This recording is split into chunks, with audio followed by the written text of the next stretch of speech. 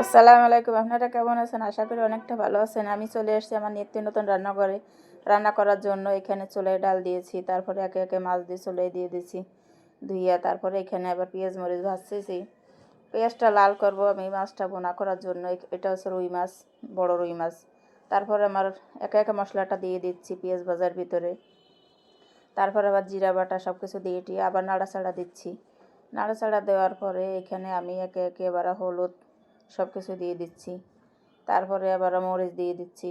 তারপরে মশলাটা কষিয়ে নিলাম। তারপরে আবার টমেটো কেটে দিয়ে দিলাম। তারপরে আবার এখানে মশলার যে পানিটা ছিল ওটা আবার দিয়ে দিচ্ছি। আমার মাছটা কষানো হয়ে গেছে। তারপরে মাছটা দিয়ে নামাই নিয়ে নেব।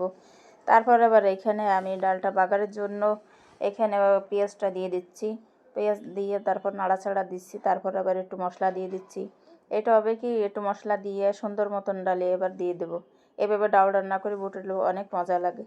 আপনাদের মাঝে কষ্ট করে ভিডিও বানাই। আপনারা এই ভিডিওটা যদি দেখেন একটা লাইক দিয়েন, শেয়ার করেন, আমাদের পাশে থাকেন। তারপরে এখানে আমার ডালটা হয়ে গেছে। তারপরে আমি আলু ভাজি উঠে দিয়েছি। তারপরে আমার আলু ভাজিতেই সব কিছু একে একে দিয়ে দিচ্ছি। আমার আলু ভাজি হয়ে যাবে।